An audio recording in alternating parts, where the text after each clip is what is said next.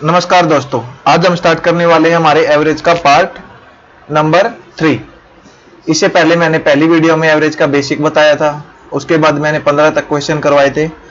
आज हम स्टार्ट करने वाले हैं क्वेश्चन नंबर 16 में से। ये आपका कह रहा है 6 संख्याओं का औसत आपका 32 है। यदि प्रथम 3 संख्याओं में से प्रत्येक 2 बढ़ा दिया जाए और शेष 3 संख्याओं को 4 घटा दिया जाए तो नया औसत क्या होगा। ये कोई 6 संख्याएं थी, आप कह रहे हो इनका जो आपका एवरेज है वो आपका 32। अब आपने क्या किया, जो इनमें से पहली 3 थी उनमें से प्रत्येक संख्या को 2 बढ़ा दिया और जो आपकी ये 3 थी इनमें से प्रत्येक संख्या को 4 घटा दिया। जब भी कुछ घटाया बढ़ाया है तो हम एवरेज में क्या देखते हैं कि आपका जो नेट है वो क्या है, जो आपका नेट है यानी प्लस का बढ़ा है या फिर नेगेटिव का। उसको टेक्निकल टर्म में बोलूं तो उसको बोलते हैं हम डेविएशन। हमें देखना है डेविएशन कितना है। अब हम यदि यहां से देखें भाई 3 बंदों का 2-2 बढ़ा है तो यानी यहां बढ़ा है टोटल +6। अब यहां 3 बंदों का 4-4 घटा है यानी टोटल बढ़ा है -12। अब देखो यदि ये प्लस का 6 होता है यहाँ माइनस का 6 होता तो कोई फर्क नहीं पड़ता एवरेज पे। अब क्या हुआ, आपका 6 तो आए हैं 12 आपके गए हैं यानी एक टाइप से गए, तो डेविएशन आपका -6 में हुआ है। अब एवरेज ये कहता है कि जो भी आपका कुछ चेंजेस होने के बाद यानी कुछ आए जाए कुछ भी चेंज होने के बाद आपका नेट डेविएशन यदि प्लस माइनस में आ रहा है तो जितने बंदे बचे हुए उनमें बांट दो इसको। जब इस -6 को प्रत्येक में बांटेंगे तो प्रत्येक का हिस्से में -1 आएगा। -1 प्रत्येक का यानी एक एक घटेगा तो एवरेज भी आपका 1 से घट जाएगा, नया एवरेज हो जाएगा आपका 31। तो नेक्स्ट क्वेश्चन है भाई 14 छात्रा और उनके अध्यापक की औसत आयु 15 वर्ष है। 14 तो आपकी छात्राएं हैं प्लस एक टीचर है, इनकी जो एवरेज है वो आपकी 15 है एवरेज। अब ये कह रहा है अध्यापक की आयु हटा दी जाए यानी अध्यापक चला जाए तो क्या कौन बचेगा, सिर्फ 14 छात्रा। और कह रहा है इनकी एवरेज है 1 कम हो जाती है यानी एवरेज 1 कम होगी तो 14 होगी। अब बता रहा है अध्यापक की आयु बताओ। देखो पहला मेथड तो ये है, यहाँ पे आपके 14 और एक 15 थे, एवरेज 15 था तो आपका टोटल हो गया 225 एज। अब आपकी 14 ही है, एवरेज 14 है तो हो गया 196। जब ये घटाएंगे आपका 29 बटेगा। या फिर जो मैंने पहली वीडियो में बताया था आपको, ऐसे कुछ भी नहीं करना है, टेक्निकल टर्म समझो एवरेज की। भाई जब 14 छात्रा थी और एक टीचर था, उनका एवरेज था 15 यानी मान के चले हम सबके 15-15 थे। अब टीचर चला गया तो एवरेज 1-1 घट गया। देखो जब टीचर चला गया है, यदि टीचर आपका 15 ही लेके जाता तो एवरेज में कोई फर्क नहीं पड़ना था। अब चूंकि एवरेज घटा है, जो बच गई उनका घटा है, यानी जब टीचर जाने लगा तो ये 14 छात्रा थी यानी ये 14 में से प्रत्येक 15-15 की थी। अब ये बोली भाई हम जाते टाइम कुछ देंगे आपको, तो क्या किया इन्होंने, अपना 1-1 इनको दे दिया। भाई जब 14 ने, देखो एवरेज 14 का पहले 15 था अब 14 हो गया यानी 1 घटा है, तो इन 14 छात्राओं ने अपना 1-1 टीचर को जाते टाइम दे दिया, तो यानी वो 15 तो अपना लेके गया है प्लस 14 इनसे लेके गया है, तो यानी वो कितने साल का लेके गया है, वो आपका 29 लेके गया है। यही आपका आंसर है।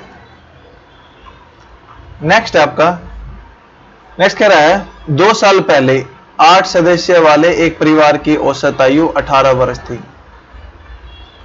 8 सदस्य थे, इनकी एवरेज क्या है, आपकी एवरेज थी आपकी 18 वर्ष। अब क्या हुआ, एक बच्चे के सम्मिलित हो जाने के बाद परिवार की वर्तमान आयु समान है। ये थी आपकी 2 साल पहले। आज आपका क्या है, ये 8 सदस्य हैं प्लस एक बच्चा आ गया और यहां से यहां क्या 2 साल के बाद आज कह रहा है।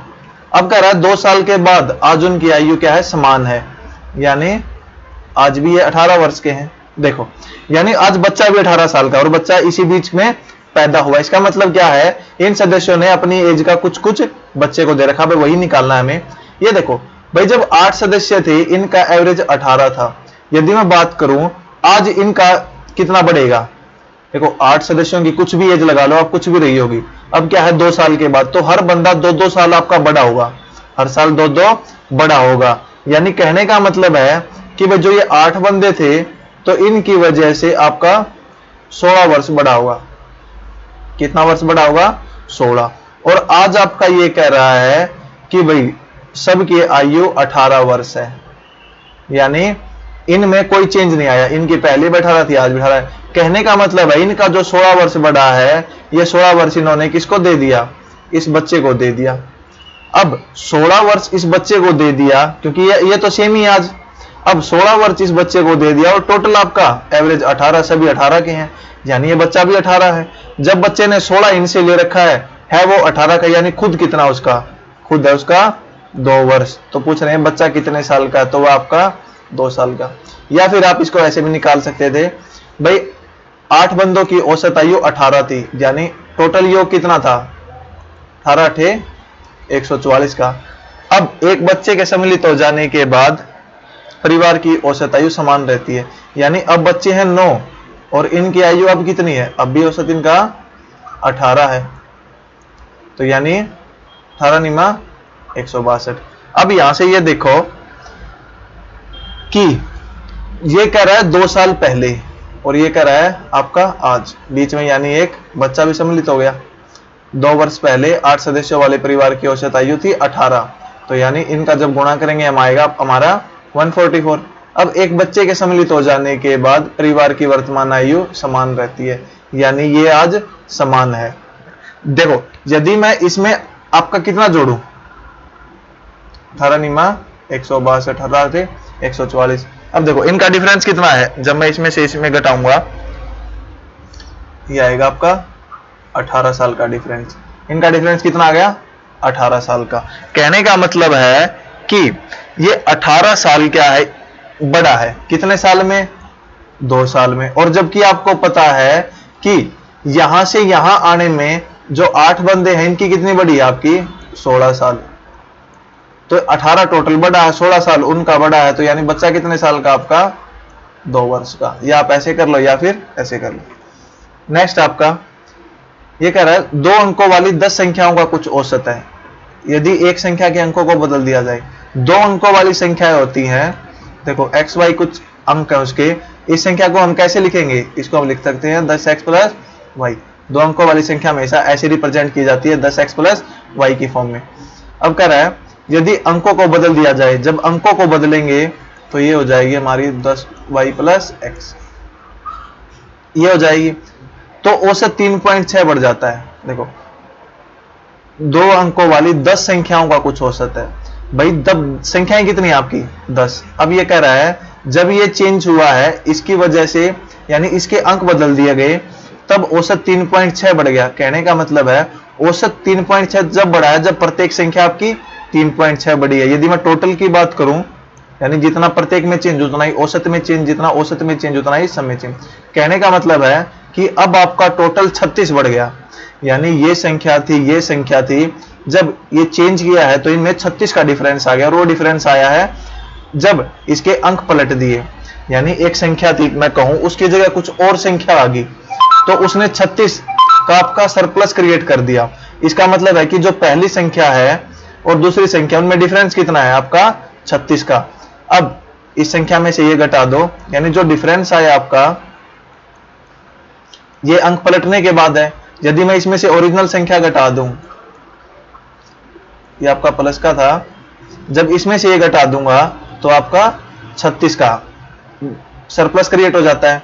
देखो ये संख्या कुछ थी, अब ये वाली आ गई, अब ये इससे कितना ज्यादा है, ये उससे उतना ही ज्यादा है जितना इसने टोटल बढ़ा दिया। क्योंकि अगर ये इतना ही होती, अंक बदलने के बाद भी सेम रहती, तो कोई डिफरेंस नहीं आता। अब क्या है, इसने सबका 3.6 बढ़ा दिया, यानी टोटल 36 बढ़ा दिया, यानी इससे 36 ज्यादा है। इन दोनों को घटाएंगे तो 36 आएगा। अब यहां से घटाएंगे हम 10y में से y गया, और ये आपका देगा 10 into y minus x, sorry 10 की जगह यहाँ 9 देगा, यानी मैं इसको ऐसे लिख देता हूँ 10y minus x minus 10x minus y is equal to 36। देखो 10y में से y गया 9y, अब ये प्लस था, अब प्लस x माइनस 10x, ये होगा आपका माइनस के 9x इज इक्वल टू 36। यहाँ से y माइनस एक्स निकालू तो ये आएगा 36/9, यानी आपका 4। अब 2 संख्या है, ये तो आपका था मेथड। अब 2 संख्याएं हमेशा, देखो अगर ऐसा क्वेश्चन आ रहा है 2 अंकों वाली संख्याएं हैं, अंकों को परस्पर बदल दिया जाए, जब भी 2 संख्या के अंकों को परस्पर बदलेंगे और एक संख्या में से दूसरी घटाएंगे तो वो हमेशा 9 का मल्टीपल रहेंगी, जो आपका डिफरेंस आएगा। और जब दोनों को जोड़ूंगा तो वो 11 का मल्टीपल रहेगा। जब दोनों को जोड़ेंगे हम तो 11x जमा 11y हो जाएगा। तो अब इसका आंसर आ गया आपका 4। यानी देखो, आपको अगर पता होता भाई औसत 3.6 बढ़ा है यानी टोटल 36 बढ़ गया, और आपको पता है कि डिफरेंस जब घटाते हैं संख्याओं को तो आपका 9 क्रिएट होता है, यानी संख्याओं का अंतर 9 के बराबर होता है, तो काट दे तो डायरेक्ट आंसर आ जाता है आपका 4। नेक्स्ट है, एक परीक्षा में 8 विद्यार्थियों के प्राप्त अंकों का औसत 51 है। 8 का आपका औसत कह रहा है 51 और अन्य 9 का औसत कह रहा है आपका 68, तो सभी 17 का औसत। पहला मेथड तो वही आपका, भाई सम निकाल लो, इसका सम निकाल लो, टोटल सम करके टोटल वो कर दो। कैसे? 8 गुना 51 निकाल दो, 9 गुना 68 निकाल लो, यानी ये सम हो गया इसका, ये सम हो गया इसका। अब टोटल सम बटे संख्याएं, 8 ये है, 9 ये है, 17, ये आपका आंसर आ गया। जब इसको काटोगे 17 को एक बार इसके नीचे लिख लो, 17 को एक बार इसके नीचे लिखो, 17 चौके 68, 17 51, 24 प्लस 36 यानी 60। या फिर और मैंने बताया था और कैसे करना है, देखो इन दोनों के बीच में कोई एवरेज मान लो आप। एवरेज क्या मानोगे? 51 और 68। हमेशा एवरेज ऐसे मानने की ट्राई करना जिसके पीछे जीरो हो। इन दोनों के बीच में मान लिया मैंने, एवरेज मान लिया 60। अब आप पहले से देखोगे भाई 8 का 51 है, यहां से कितना डेफिसिट आपका? ये आपका 9 का डेफिसिट है। 9 का डेफिसिट है तो टोटल डेफिसिट कितना हो गया? 9 8 माइनस का 72। अब यहाँ पे आप देखोगे कितना सरप्लस है 8 का, तो टोटल 9 है प्लस 72, यानी 72 का प्लस 72 का माइनस, कहने का मतलब है नेट डेविएशन कितना आ गया? 0। तो हमारा जो हमने माना है वही हमारा आंसर है। यदि ये प्लस में आता तो हम उस प्लस की वैल्यू को, जैसे मैं इसको करके दिखाता हूं, और मान लो भाई मैंने एवरेज मान लिया 50, ये कह रहा है 51 था 8 का एवरेज और 9 का था 68, भाई मैंने एवरेज मान लिया मेरा 50। अब देखो ये 50 से कितना ज्यादा है? ये 50 से 1 ज्यादा है, तो 1 गुणा 8, यानी एवरेज हमने 50 माना है, और ये तो मैं टोटल सरप्लस की बात करूं तो ये 8 का सरप्लस है। अब ये 9 संख्याएं हैं, ये एवरेज से कितना ज्यादा है? ये आपका 18 है, और टोटल 9 संख्याएं हैं, तो 18 नहीं में 162 ज्यादा होगा। अब 162 का सरप्लस यहाँ है, 8 का सरप्लस यहाँ है, टोटल कितने का आ गया आपका? 170 का। अब मैं कह रहा हूं टोटल 170 का आपका सरप्लस है, इसको सभी में डिवाइड कर दो। सभी कौन कौन है? 8 और 9 17। 17 में डिवाइड करेंगे, प्रत्येक के हिस्से 10 आएगा। जब प्रत्येक का हिस्सा 10 बढ़ेगा तो यानी आपका एवरेज भी इससे जो हमें माना है उससे 10 ज्यादा होगा, ये आंसर है। इसको आप 70 लेकर भी सोल्व कर सकते हो, तब भी यही नेगेटिव आ जाएगा वहां पे। नेक्स्ट कह रहा है, एक पुस्तकालय में आने वाले आगंतुकों की औसत संख्या रविवार को 510 है और अन्य दिनों में 240। अब 30 दिनों के माह में जो रविवार से प्रारंभ हो रहा, यानी आपका पहला दिन क्या है? 1 तारीख क्या है? संडे। जब एक संडे है तो अगला संडे किसको आएगा? आपको 8 को आएगा, अगला 15 को आएगा, अगला 22 को आएगा, अगला आपका 29 को आएगा। यानी जब संडे से स्टार्ट होगा आपका महीना तो आपके कितने संडे होंगे? 5 संडे। और अदर बच गए कितने आपके? वो बच गए आपके 25, यानी 5 तो संडे और बाकी दिन आपके 25। अब ये कह रहा है औसत संख्या रविवार को 510 है, भाई रविवार को 510 आपका एवरेज है, और अन्य दिनों में 240 है, अन्य दिनों में एवरेज 240 है। देखो पहला मेथड तो है, आप 5 की 510 से गुणा करो, 25 की 240 से गुणा करो, बटे इनको 25 प्लस 5 30 से डिवाइड करो, लेकिन हमने ऐसा नहीं करना है। मैंने आपको बताया था पिछली क्लासों में, यदि हमें 5 संख्याओं का औसत दे रखा है कुछ 510 और यहाँ 25 का औसत दे रखा है आपको कुछ 240, आपको सिंपल क्या करना है? यदि ये संख्याएं आपस में कट रही हैं तो इनको काट के देख लो, यानी 1/5 आ गया, तो आपका जो इनका आंसर आएगा वही इनका आंसर आएगा। अब एक संख्या आपकी 510 है, 5 आपकी 240 है, इसको निकालने के 2 मेथड है। भाई आपकी 1 है उसका एवरेज 510 है, देखो पहला मेथड आपका इसकी इसकी गुणा करो 510 ही आएगा। अब इसकी इसकी गुणा करो, ये आपका 1200 आएगा, टोटल आपका आ गया 1710।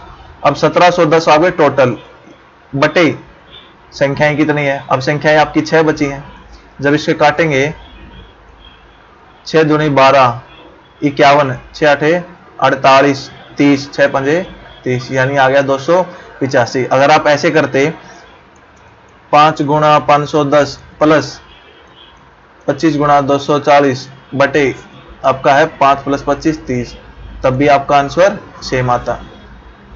यानी टोटल सम बटे टोटल संख्याएं, वो आपका एवरेज होता है। यदि अलग अलग एवरेज दे रखा है तो सबको जोड़ लो बटे कितनी संख्याएं। या फिर हम इसको एलिगेशन से भी कर सकते हैं। एलिगेशन से कैसे, देखो यहाँ पे हमें रेशो पता है कि भाई इनका एवरेज 510 है, इनका एवरेज 240 है, और इनमें अनुपात आपका है 1:5 का। यानी यहाँ बीच में कोई संख्या है, देखो वो संख्या कैसे निकलती है आपकी, वो निकलती है कि जो ये रेशो होती है वो इनके डिफरेंस के, यानी इन संख्याओं का जोड़ इनके डिफरेंस के बराबर होता है ऊपर वालों के। जब मैं ऊपर वालों का डिफरेंस लूंगा तो आपका ये आएगा, डिफरेंस आएगा 0।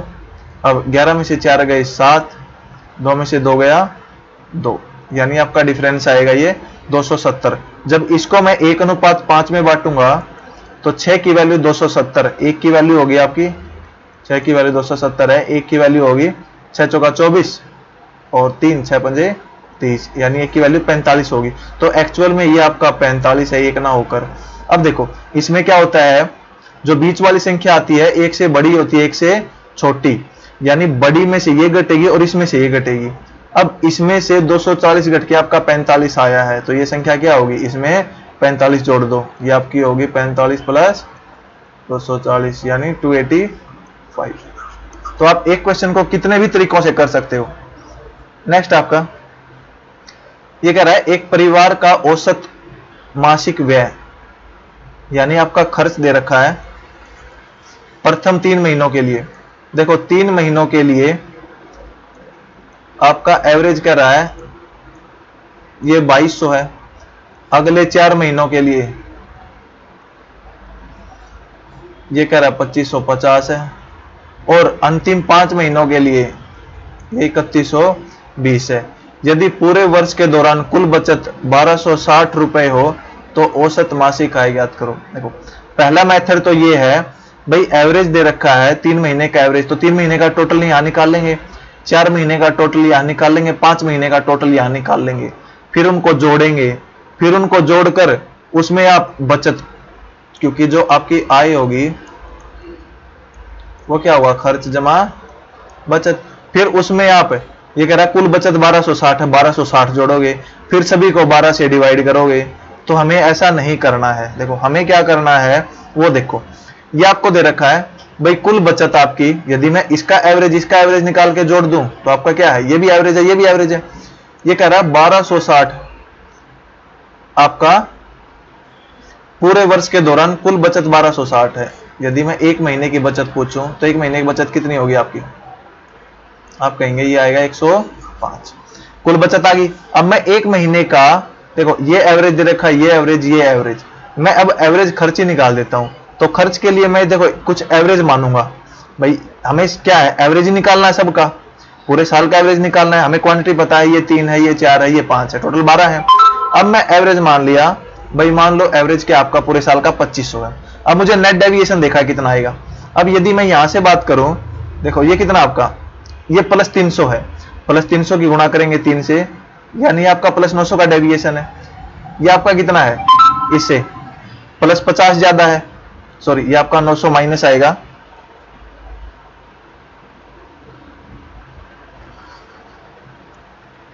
इससे 2200 कितना कम आपका, 2200 आपका 300 कम है, और 300 को 3 से गुणा करेंगे 900 का। अब ये देखो इससे कितना ज्यादा है, प्लस 50 ज्यादा है, प्लस 50 को 4 से गुणा करेंगे तो प्लस 200 का डेविएशन। अब इसको ये देखो इससे कितना ज्यादा है, ये कहेंगे आप 620 का है। अब 620 आपका क्या है, प्लस का, जब 5 से गुणा करेंगे इसको, ये आपका प्लस 1300 का। अब यहां से देखो आप, ये आपका 900 का डेफिसिट है, ये आपका 200 का सरप्लस है, तो टोटल मिला के यहां पे आपका क्या हुआ, 700 का डेफिसिट हुआ है। अब यहां पे देखो ये आपका 620 था, 5 से गुणा किया, नहीं यहां पे कुछ और अमाउंट आएगा, 500 एक बार साफ कर देता हूं, एक सेकेंड। देखो जब इनकी गुणा की 500, 5 दूनी 10, 6 पंजा 30 और 1 31, 3100 आएगा। जब ये देखो ये -900 का, ये +200 का, यानी -700। जब इसमें से -700 करेंगे तो ये आपका बचेगा 2400।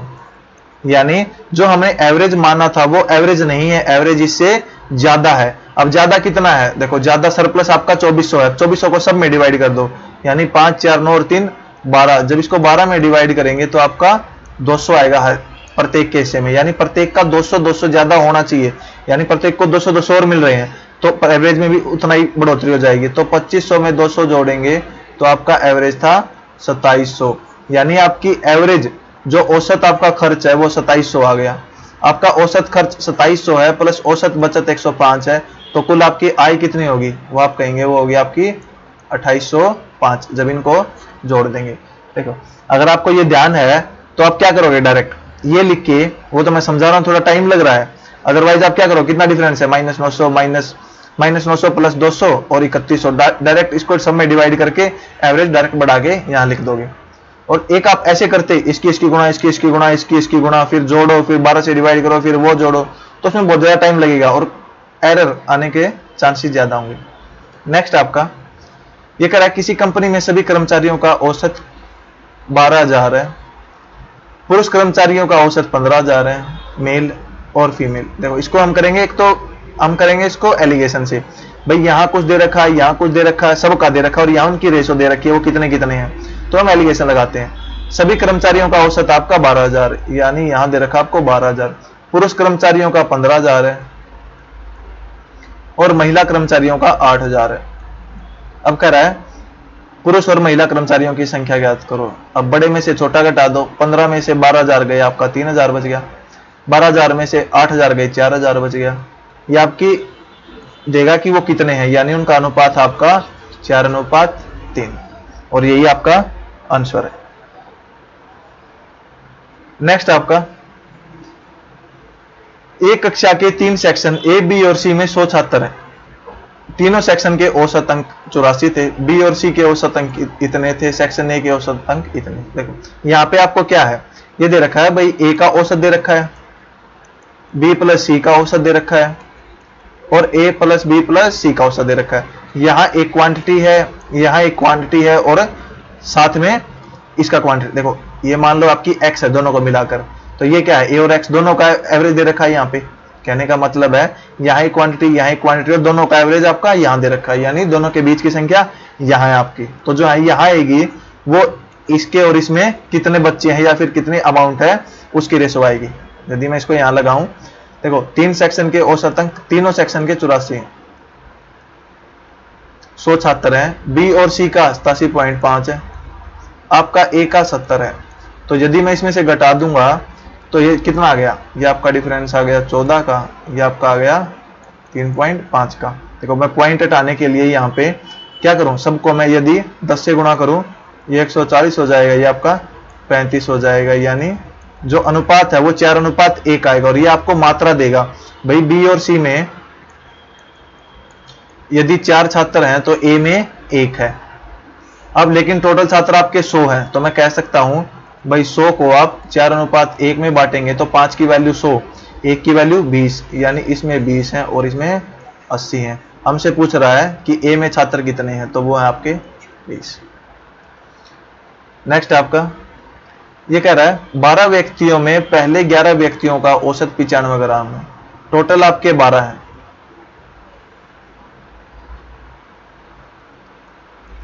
यहां आपके 11 लगा लो, भाई पहले 11 का औसत कह रहा है ये 95 है। अब कह रहा है 12वें व्यक्ति का वजन, यानी ये 12वें व्यक्ति सभी 12 के वजन से, अब मैं सभी 12 का वजन कर लूं, उससे 33 ग्राम अधिक है। देखो यदि सभी 12 का वजन आपका x मान लो, तो ये कहना चाह रहा है कि मैं आपका कितना हूं, x प्लस 33 का हूं। भाई यदि सभी के पास x है तो ये कह रहा है मेरे पास एवरेज से 33 ज्यादा है। जब एवरेज से 33 ज्यादा है तो एवरेज सबका कितना होना चाहिए, x, तो जितना भी ज्यादा है वो क्या है, n में बढ़ जाएगा। यानी ये कहने का मतलब है भी सबका कुछ एवरेज था, एक नया बंदा आया है उसके पास क्या है, 33 ज्यादा लेकर आया है, वो क्या 33 ज्यादा लेकर आया है, और अब आपका एवरेज हो गया x। अब देखो इसका कहने का मतलब है कि x तो इसके पास है ही, अब ये 33 ज्यादा लेके आया है, तो 33 क्या करेगा, इन सब का भी एवरेज x हो जाएगा, तो ये सबको क्या करेगा, अपने 33 दे देगा, किनको, 11 बंदों को। जब 33 इसने 11 को दे दिया तो प्रत्येक का कितना, 3 बढ़ गया। जब प्रत्येक का 3 बढ़ गया तो आपका एवरेज भी क्या है, 3 से बढ़ जाएगा। यानी ये कह रहा था आपका भाई पहले व्यक्तियों का औसत वजन 95 था, इनका 95 था, अब प्रत्येक का 3 बढ़ गया, तो यानी अब नया एवरेज कितना हो गया आपका, 98। यानी x की वैल्यू क्या होगी, 98। अब कह रहा 12वें व्यक्ति का वजन कितना है, तो ये 12वें व्यक्ति आपका 98 से 33 ज्यादा लेके आया था। जब मैं इसमें जोड़ूंगा तो ये आपका 131 आएगा। देखो दोबारा बताता हूं मैं भाई, 12 में से पहले 11 का औसत वजन 95 था, अब 1 2 3 ऐसे करके 11 थे, उनका एवरेज क्या था आपका 95। 12वें व्यक्ति का वजन, अब जो 12वां व्यक्ति है सभी 12 के औसत वजन से 33 किलोग्राम अधिक है। यदि मैं सभी का औसत निकालूं, अब उससे 33 ज्यादा है, यानी इसके पास नए एवरेज से 33 ज्यादा है। 1 2 3 4 5 ये वाला है, ये 12 बंदे हैं। अब इनका एवरेज आपका x, और इसके पास x से 33 ज्यादा है। अब इनका पहले एवरेज था आपका 95, अब नया बंदा आया है ये, और इसके पास जो नया एवरेज हो गया, यानी सबका आपका बड़ा है। अब कितना बड़ा है कि इस बंदे के पास इतना है कि जो एवरेज है, जो नया एवरेज है उतना तो है ही है, प्लस 33 ये एक्स्ट्रा लेके आए, यानी 33 एक्स्ट्रा लेके आने का मतलब है कि जो ये बंदे थे इनको कुछ देके इनका एवरेज बढ़ा देगा, तो ये 33 उन 11 बंदों को देगा, प्रत्येक का एवरेज 3 बढ़ा देगा, यानी प्रत्येक के पास 3 बढ़ा देगा। तो यानी एवरेज जब प्रत्येक के पास 3 बढ़ा है, तो जब 3 जोड़ेंगे तो 98 हो जाएगा। यानी अब आपका एवरेज बढ़ के हो गया 98। यानी वो बंदा आया था वो 131 का आया था, वो 98 तो अपने लेके आया था, प्लस 33 आपके बाकी में बांट के सबका 3 बढ़ा दिया, तो 95 से सबका भी 98 कर दिया। तो आज के लिए इतना ही, बाकी हम करेंगे अगली क्लास में।